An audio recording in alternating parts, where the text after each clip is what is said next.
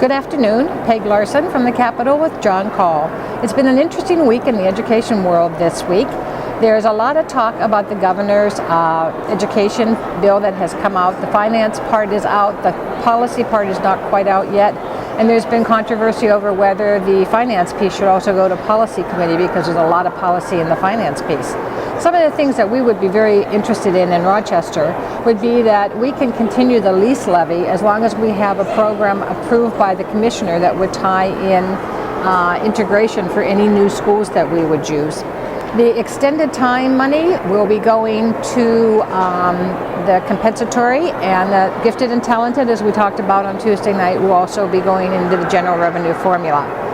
And the integration piece has taken a lot of discussion. Chair Mariani has had 2 hearings in his policy committee in the House on the integration piece and the recommendations of the task force. He made it pretty clear in Chair Marquardt's committee that he was not very pleased with what the governor was doing with integration, considering that he does not start it back up until 2015, even though he also takes some recommendations of the task force. So Chair Mariani said that he would craft his own bill if he needed to, but he would rather work with the governor if possible. Representative Newton has taken control of the school start bill, and Representative Norton is working with him on that issue. It will have a hearing today in education policy. It's likely it will be held over for possible inclusion. It is still very controversial. Our bill that is for local control and possibly moving funds from one fund to another is sitting right now with Tim Strom, who is a researcher in the House of Representatives. He and I are working on language, and that should be done early next week.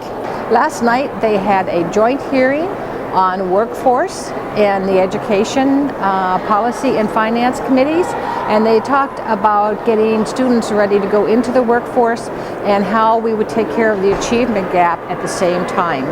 A lot of money is going to go into preschool and K all-day kindergarten, and the weighting has changed for pupils. The kindergarten pupils will be weighted at 0.55, and for first through 6th grade they'd be weighted at 0.101.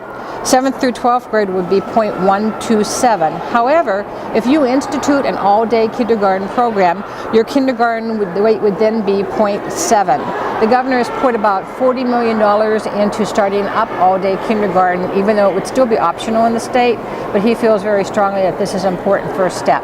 The Senate has also taken up the governor's bill. There are a lot of questions in the Senate about that, and I think we'll see that bill travel through the other committees as it needs to, and I would think that it would be up on the floor fairly soon.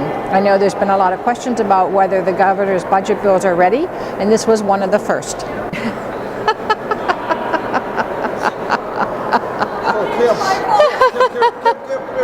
Come here, Kim. You're going to have to say something now. So, Representative Norton, how do you feel about the governor's finance bill for education? Well, I think it's a great starting point for a good discussion. Hopefully we can start with that and have even better outcomes before the end of session that'll help the Rochester Public Schools as well as all the public schools across the state of Minnesota. Well, thank you for taking this moment today. It was great to have a chance to talk to Representative Norton, and what she says is very true, and that was echoed in the committee, is that this is a starting point, that there will be changes along the way, but that this is a great place to begin with some changes in the formula and simplification of the system, especially for special ed, limiting the paperwork. There was a lot of testimony on how much time teachers spend on that paperwork, and that is one of the good points about the bill that I doubt that they'll change. Now, John? Hello, everybody in Rochester. Well, the crunch has started. There's hearings starting at evenings, and as we go forward, it's just going to get more and more compressed because there's been so much orientation, and now there's just an immense amount of bills that are going to be coming to committee hearings between now and the first deadline on March 15th and the second deadline on March 22nd.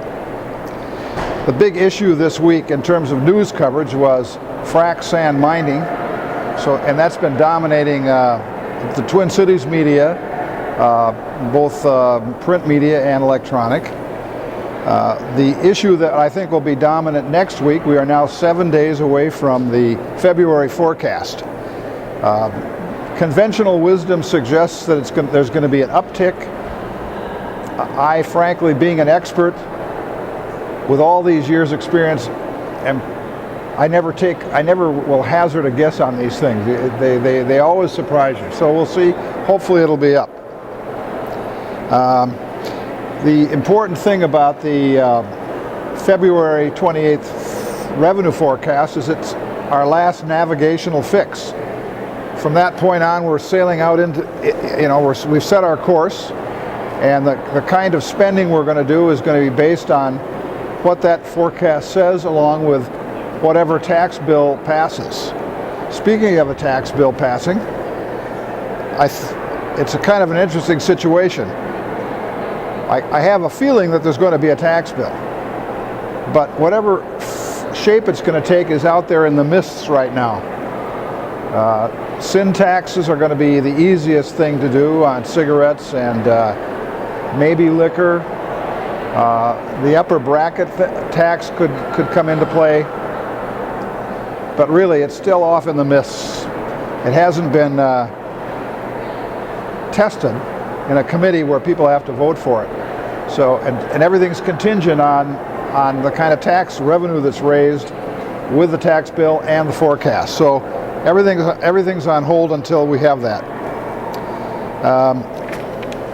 Other than that, we're just hanging out here and watching what's going on and trying to have some favorable effect on it as far as the Rochester Public School System. Thank you.